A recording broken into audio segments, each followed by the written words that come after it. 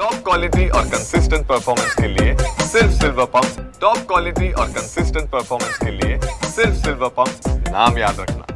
ज्या व्यक्तीला काडीचीही अक्कल नाही आणि पिसाळल्यासारखं जो माणूस बोलतो त्याचं नाव आहे गोपीचंद पडळकर।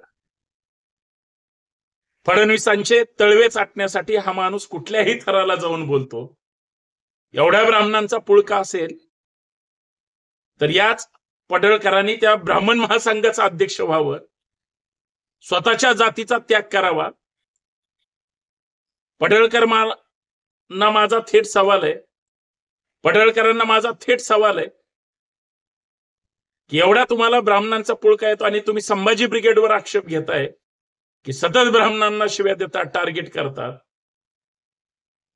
छत्रपती शिवाजी महाराजांची बदनामी करणारे सगळे ब्राह्मणच कसे काय असतात याचं उत्तर पडळकर देणार आहेत की नाही।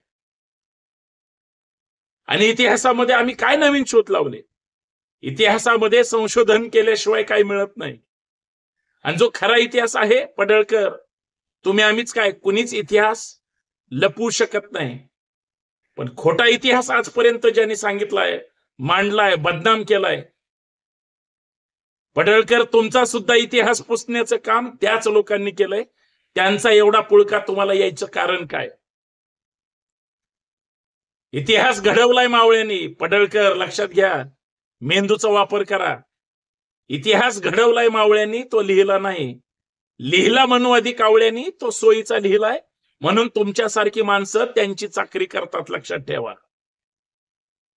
आणि पडळकरांनी तर संभाजी ब्रिगेडला खरं तर अक्कल शिकवूच नाही। अरे जो माणूस आपल्या कुलदैवताचा बिरोबाचा होऊ शकत नाही, जो माणूस धनगरांचा होऊ शकत नाही, तो माणूस समाजाचा काय होणार? पडळ सारखा माणूस हा लाचार म्हणून हा त्याच फडणवीसांच्या पायापाशी पडण्यासाठी उठसूट कुणावरही अत्यंत घाणेरडा आणि गलिच्छ बोलण्यासाठीच पाळलेला माणूस आहे। मला तर प्रश्न पडलाय, त्या सांगलीमध्ये एवढी पिसाळलेली कुत्री फिरतायत, पडळकर कस काय त्याच्यातून वाचले? का पडळकरला चावलेलं अजून काही दिसलेलं नाही कुणाला?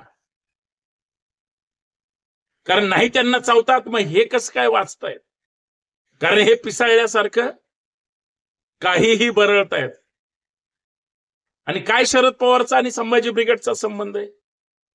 आजपर्यंत आमचा एकही नेता त्यांचं एखादं सामाजिक काम असेल, कोणी भेटलं असेल मला माहित नाही, पण आमच्या अध्यक्षापासून आम्ही कधीही कुणीही पवार साहेबांकडे अजून कधी आमचं काम घेऊन भेटायला गेलेलो नाही। आमचा पवार साहेबांचा तसा राजकीय किंवा सामाजिक काहीही संबंध नाही। आणि तुम्हाला जर लईच प्रश्न पडत असेल तर पवार साहेबांना जाऊन विचारा, हा आहे का तुमचं काय कनेक्शन म्हणून। पण विनाकारण त्यांनाही बदनाम करताय ना आम्हाला बदनाम करताय। पडळकर जीभ आवरा, पिसाळल्या कुत्र्यासारखं विनाकारण बडबड करू नका, नाहीतर माननीय देवेंद्र फडणवीस साहेबांना सांगून तुमची वेळीच नसबंदी करा, असं त्यांना आम्हाला सांगायला भाग पाडू नका।